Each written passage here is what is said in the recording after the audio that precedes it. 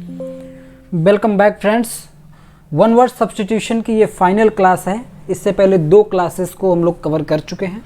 जिन्होंने वो पिछली दो क्लासेस को नहीं वॉच किया है वन वर्ड्स की, उन्हें देख लें। बहुत ही इंपॉर्टेंट वन वर्ड्स डिस्कस किए हैं।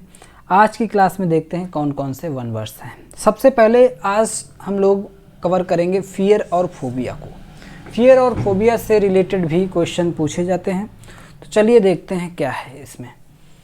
सबसे पहले है एन एक्सट्रीम और इरेशनल फियर ऑफ हाइट्स।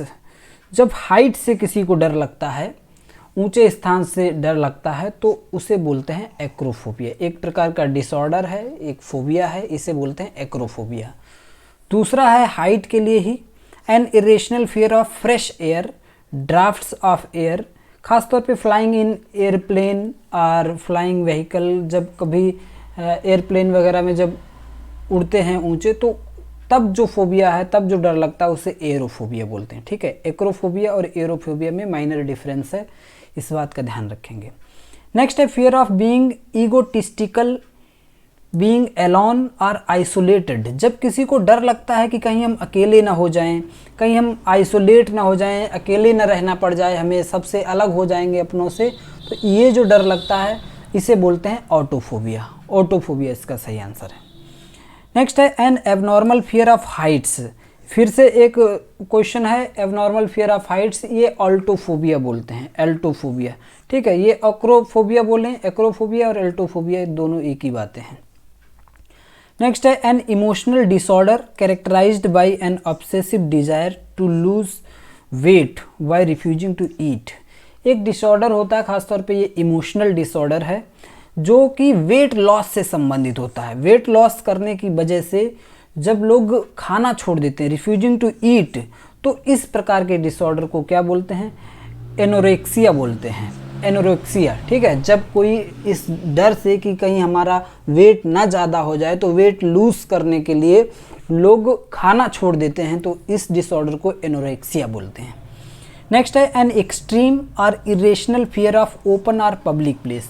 किसी ओपन जगह से, पब्लिक प्लेसेस पर जाने से जिन्हें डर लगता है, उन्हें एग्रोफोबिया होता है, एग्रोफोबिया। ठीक है। N abnormal and persistent fear of depths. जब गहरी जगह पर, टनल वगैरह में जाने में, इस तरीके से गहरे स्थान पर जाने से जो डर होता है, उसे बैथोफोबिया बोलते हैं। ठीक है, बैथोफोबिया। चलिए अगले देखते हैं, अगली स्लाइड पे क्या है। नेक्स्ट है fear of hatred of books. खासतौर पे बात है कि फियर ऑफ बुक्स, बुक्स से जब लोग डरते हैं तो उन्हें कौन सा फोबिया होता है? तो उस फोबिया को बोलते हैं बिब्लियोफोबिया। बाइबल शब्द जुड़ा है बुक्स से। ठीक है, जहाँ पर बुक्स की बात होगी वहाँ पर बिब्लियो शब्द का यूज होता है। ठीक है, तो fear of books, bibliophobia. Next है fear of ugliness and things that are ugly. अगली चीज़ों से जो डर लगता है, भद्दी चीज़ों से डर लगता है, उस फोबिया को बोलते हैं कैकोफोबिया। उसे बोलेंगे कैकोफोबिया, है ना। कैको अगली अगली साउंड होता है, तो उसे कैकोफोनी बोलते हैं, आपको पता है, टर्म्स में आप लोग पढ़ चुके हैं। नेक्स्ट है dislike of being in the centre. किसी को सेंटर में रहने से डर लगता है, मुख्य आकर्षण का केंद्र जो नहीं बनना चाहते, लोग कहते हैं अपने आप पीछे हट जाएंगे, किसी दूसरे को आगे करेंगे, चलिए आप चलो, तो ऐसे लोगों को सेंट्रोफोबिया से ग्रसित होते हैं वो लोग, है ना। सेंट्रोफोबिया इस डर को कहते हैं। नेक्स्ट है an extreme fear about beauty. खास तौर पे ब्यूटी का मतलब यहाँ पे ब्यूटीफुल वुमेन। जब ब्यूटीफुल वुमेन से डर लगता है लोगों को, तो वो होता है विनस्ट्राफोबिया, विनस्ट्राफोबिया। ठीक है ना, विनस्ट्राफोबिया, ध्यान रखेंगे। ब्यूटीफुल वुमेन से डर लगता है, सुंदरता से डर लगता है। नेक्स्ट है फियर ऑफ टाइम। समय से जो लोग डरते हैं उन्हें क्रोनोफोबिया, समय का जो डर होता है उसे क्रोनोफोबिया कहते हैं।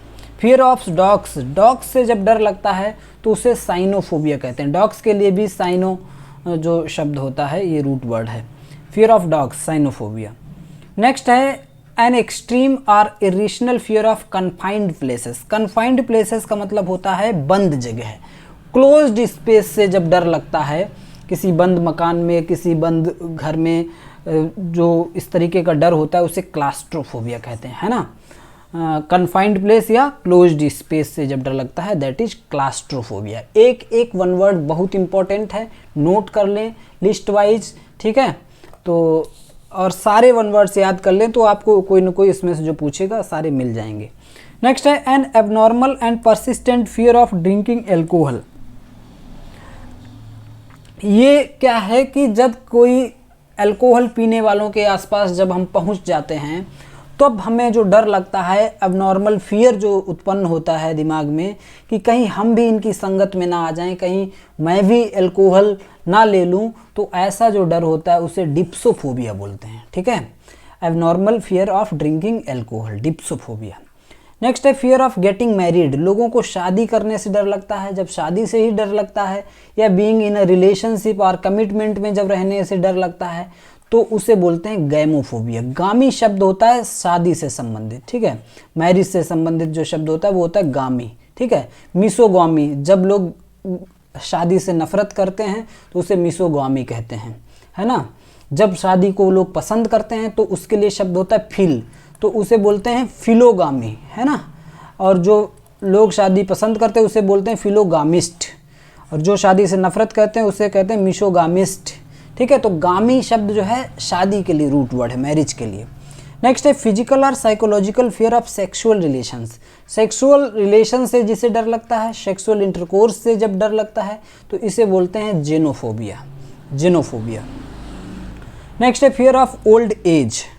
ओल्ड एज से जब डर लगता है कि जब हम बूढ़े हो जाएंगे, बुढ़ापा जैसा, उससे जब डर लगता है तो उसे जेराफोबिया भी बोल सकते हैं या फिर जेरास्कोफोबिया बोलते हैं। ठीक है, दोनों में से कोई भी सही हो सकता है, जेरास्कोफोबिया या जेराफोबिया, दोनों ही सही है। नेक्स्ट है फियर ऑफ नॉलेज। जब नॉलेज से डर लगे तो इस डर को क्या कहते हैं, ग्नोस्टोफोबिया, नॉलेज से, fear of knowledge. Fear of woman, जब औरतों से डर लगता है तो औरतों के लिए शब्द है गाइनोफोबिया। ठीक है, गाइनी शब्द होता है, और वुमेन के लिए जो शब्द होता है वो क्या होता है, गाइनीफोबिया। एक मिनट, हाँ, गाइनीफोबिया होता है। गाइनी वर्ड होता है ना, जैसे जो औरतों के लिए स्पेशलिस्ट डॉक्टर होते हैं वो क्या होते हैं, गाइनेकोलॉजिस्ट होते हैं, है ना। तो इस तरीके से फियर ऑफ राइटिंग और हैंड राइटिंग, जब राइटिंग से डर लगे तो ग्राफोफोबिया। राइटिंग का संबंध ग्राफी से है, अच्छी राइटिंग को कैलीग्राफी कहा जाता है। तो ये जितने भी वर्ड हैं कहीं ना कहीं किसी न किसी रूट वर्ड से जुड़े हैं। अगर इस चीज़ को थोड़ा सा दिमाग में बिठाएंगे कि ये किस रूट वर्ड से जुड़ा हुआ है तो फिर इसे कभी भी नहीं भूलेंगे। नेक्स्ट है एन इरेशनल और इंटेंस फियर ऑफ ट्रैवल। जब हमें ट्रैवलिंग से डर लगता है, यात्रा करते हुए डर लगता है, तो वो होडोफोबिया होता है, होडोफोबिया। A type of phobia that involves an extreme and irrational fear of blood. जब ब्लड से डर लगता है, ब्लड को देखकर बेहोश हो जाते हो, हीमेटोफोबिया। नेक्स्ट है एन एक्सट्रीम और इरेशनल फियर ऑफ नाइट। जब रात से डर लगे या डार्कनेस, अंधेरे से डर लगे, है ना, रात में अकेले में बाहर जाने में जब डर लगता है तो उसे निक्टोफोबिया बोलते हैं, निक्टोफोबिया। फियर ऑफ मेडिकेशन, दवाई से जब डर लगता है, मेडिसिन से डर लगता है, तो मेडिसिन के लिए रूट वर्ड होता है फार्मा, तो फार्माकोफोबिया, फार्माकोफोबिया इसका सही answer. Fear of death, death से, मरने से डर लगता है, मृत्यु से जो डर होता है उसे थैनेटोफोबिया कहते हैं। Extreme superstition regarding the number 13, 13 number को लेकर के, 13 नंबर को लेकर के जो सुपरस्टिशन है, अंधविश्वास है, उसे क्या बोलते हैं, ट्राइस्कैडिकाफोबिया, ट्राइस्कैडिकाफोबिया। तो ये बात ध्यान रखेंगे, सारे इंपॉर्टेंट हैं। हिमेटोफोबिया इंपॉर्टेंट है, फार्माकोफोबिया इंपॉर्टेंट है, fear of death very important है, थैनेटोफोबिया। तो एक एक वन वर्ड जो भी है सेलेक्ट करके लाया हूँ। अगले जो वन वर्ड्स का ग्रुप है वो है मर्डर और डेथ को लेकर, किसी के मर्डर को या किसी के डेथ को क्या कहते हैं। सबसे पहले है a solemn procession specially for a funeral. जब फ्यूनरल करने के लिए लोग जाते हैं, प्रोसेशन जो भीड़ होती है, उस ग्रुप को उसको क्या बोलते हैं, तो कॉर्टेज, ये पिछले भी वन वर्ड में आ चुका है। नेक्स्ट है poem of serious reflection typically a lament for the dead. Dead के लिए जो लेमेंट किया जाता है ये तो आप लोग बहुत अच्छे से जानते हैं, एलिजी बोला जाता है। A phrase or form of words, कोई फ्रेज या कुछ ऐसे शब्द जो लिखे जाते हैं किसी की याद में, ठीक है, खास तौर पे ये ग्रेव स्टोन पर लिखे जाते हैं, तो इसे बोलते हैं एपिटैफ, है ना, एपिटैफ। नेक्स्ट डिस्ट्रक्शन और एवॉर्शन ऑफ अ फीटस। फीटस का मतलब होता है भ्रूण। जब गर्भ में ही बच्चे को मार देने की जो क्रिया है, भ्रूण हत्या, उसे बोलते हैं फीटिसाइड, ठीक है ना, फीटिसाइड। नेक्स्ट है किलिंग ऑफ वंस ब्रदर, जब कोई अपने भाई को मार देता है तो उसे बोलेंगे फ्रैट्रीसाइड, भाई की हत्या को बोलते हैं फ्रैट्रीसाइड। फ्रैट्री शब्द कहाँ से लिया गया, फ्रैटर्निटी एक शब्द है ना, फ्रैटर्निटी आप जानते हैं, फ्रैटर्निटी शब्द है बंधुता, संविधान में भी ये शब्द दिया गया है, फ्रैटर्निटी का मतलब भाईचारा, तो फ्रैटर्निटी से आया फ्रैट्रीसाइड। नेक्स्ट है killing of a large group of people, एक बड़ी संख्या में लोगों की हत्या करने को जेनोसाइड बोलते हैं, जेनोसाइड भयंकर नरसंहार जिसे बोलते हैं, है ना। नेक्स्ट है killing of one person by another, जब एक व्यक्ति दूसरे व्यक्ति को मार देता है, एक मनुष्य दूसरे मनुष्य को मारता है, उसे मानव हत्या कहते हैं, होमिसाइड बोलते हैं, ठीक है ना, होमिसाइड। बहुत इंपॉर्टेंट वन वर्ड्स हैं ये। नेक्स्ट है किलिंग ऑफ इन्फेंट्स, इन्फेंट्स शिशु की हत्या को बोलते हैं infanticide, infanticide. Burial of a corps, corps का मतलब होता है शव, इन अ ग्रेव और टॉम, किसी टॉम में मकबरे में या किसी ग्रेव में जो दफनाने की क्रिया होती है सबको उसे बोलते हैं interment, interment. Killing of one's mother, mother की हत्या को, माता की जो हत्या की जाती है उसे बोलते हैं मैट्रीसाइड। शब्द कहाँ से आया मैट्रीसाइड, आपसे पूछा जाता है कि आपके कौन से अंकल हैं, किस साइड के अंकल हैं, तो आप बताते हैं ये मैटरनल अंकल हैं, तो ये वहीं से शब्द आया है। मैटरनल का मतलब मामा के भाई हैं, मैटरनल अंकल हुए। जब पिता के भाई होते हैं उन्हें पैटर्नल अंकल कहते हैं, है ना। तो ऐसे ही किलिंग ऑफ वंस फादर के लिए है पैट्रीसाइड। बहुत टेक्निकल शब्द हैं, एक बार समझ लेंगे अच्छे से तो कभी नहीं भूलेंगे। यहाँ पर पैटर्नल शब्द आप यूज करते हैं अपने चाचा के लिए जो पिताजी के भाई होते हैं, तो पैटर्नल अंकल होते हैं, मामा होते हैं, मैटरनल अंकल होते हैं। तो मदर की हत्या के लिए मैट्रीसाइड और इसी तरीके से पिताजी की हत्या के लिए पैट्रीसाइड शब्द यूज होता है, ठीक है। और भी देखते हैं, a room or building in which dead bodies are kept, ऐसी कोई बिल्डिंग जिसमें डेड बॉडीज को संग्रहित किया जाता है, रखा जाता है, खासतौर पे ये हॉस्पिटल में होती है, जो डेड बॉडी होती है उन्हें रखा जाता है, इसे मॉर्चरी बोलते हैं, मॉर्चरी। नेक्स्ट है news article that reports the recent death of a person, ऐसा न्यूज आर्टिकल अखबार में होता है जिससे पता चलता है किसी की डेथ के बारे में जो खबर छपाई जाती है उसे ऑबिचुअरी बोलते हैं, ठीक है, ऑबिचुअरी। किलिंग ऑफ पेरेंट्स, जब माता पिता दोनों की हत्या होती है तो इसे पैरीसाइड बोलते हैं, पैरी पेरेंट्स से बना है, parricide. An examination of a dead body, dead body का जो एग्जामिनेशन होता है to determine the cause of the death, कि डेथ का कारण क्या था, कैसे मृत्यु हुई, उसे बोलते हैं पोस्टमार्टम, ठीक है, पोस्टमार्टम। नेक्स्ट है action of killing a king, एक राजा को मारने का जो एक्शन होता है उसे बोलते हैं रेजिसाइड, रेजिसाइड। राजा किसी रीजन का होता है, किसी रीजन का मतलब किसी क्षेत्र का होता है, किसी राज्य का होता है, तो वहीं से बना है regicide. Killing of one sister, sister के लिए शब्द होता है सोरोरीसाइड, सोरोरीसाइड।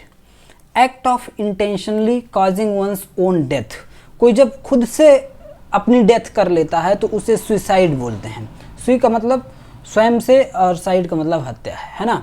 नेक्स्ट है killing of one's wife, killing of one's wife, अपनी वाइफ की हत्या करने को इग्जोरीसाइड बोलते हैं। इग्जोरीसाइड शब्द कहाँ से आया है, जैसे कहा जाता है ही इज़ वेरी इग्जोरियस, इग्जोरियस का मतलब होता है अपनी वाइफ का बहुत बड़ा प्रेमी होना, है ना, पसंद करना, इग्जोरियस कहते हैं, तो इग्जोरीसाइड वहाँ से आया है, ध्यान रखेंगे। अब कुछ वन वर्ड्स हैं साउंड से लेकर के, साउंड में खास तौर पे आप देखते हैं कि एक ही जो एनिमल है वो कई साउंड भी निकालता है कई बार, या जो बड़ा जानवर है डियर है वो बेल करता है, और डियर का जो फॉन है मेमना है वो ब्लीट करता है। तो ऐसी बातें जो हैं वो यहाँ पे छोड़ दी गई हैं। कॉमन जो टर्म है, कॉमन साउंड हैं जो ज़्यादातर सही ही होते हैं, वो केवल सिंगल साउंड यहाँ पर मैंने आपको दिया है, तो ध्यान रखेंगे। इसके अलावा भी आप मिलें तो वो भी आप रीड करें, ठीक है। नेक्स्ट है the branch of physics concerned with the properties of sound, physics की एक ब्रांच जो साउंड का अध्ययन करती है, साउंड की प्रॉपर्टीज से संबंधित होती है, उसे एकॉस्टिक्स बोलते हैं, ठीक है, ब्रांच ऑफ फिजिक्स होती है ये। नेक्स्ट है the sound of alligators, alligators का साउंड होता है बेलो, बेलो। डियर्स का जो साउंड होता है वो होता है बेल, और फॉन का जो साउंड होता है वो होता है bleat. The sound of crows, crows काव काव करते हैं, है ना, काव। The sound of geese, geese का मतलब एक तरीके का जो हंस ही होता है, कोई प्रजाति है, तो द साउंड ऑफ गीज, गीज क्या करते हैं, कैकल करते हैं, कैकल इनके लिए साउंड है। साउंड ऑफ हेंस, हेंस मुर्गियों का जो साउंड होता है उसे क्लक बोलते हैं, clock. Sound of dolphins, dolphin का जो साउंड होता है वो होता है क्लिक, बहुत माइनर अंतर है। और साउंड ऑफ फ्रॉग्स, मेढक जो बोलता है वो मेढक क्रॉक करता है, क्रॉक साउंड होता है मेढक के लिए। साउंड बहुत इंपॉर्टेंट है, साउंड से रिलेटेड एक क्वेश्चन आपको टीजीटी पीजीटी में ज़रूर मिलता है। इसी के साथ जो लिटिल वंस होते हैं जानवरों के और जो भी जीवधारी हैं उनके जो लिटिल वंस हैं, छोटे बच्चे हैं, उन्हें क्या बोलते हैं, उनसे भी एक क्वेश्चन पूछा जाता है। उन्हें अभी इस क्लास में कवर नहीं किया है, उसे फिर कभी किसी क्लास में कवर करेंगे हम लोग, ठीक है। अभी और भी हैं।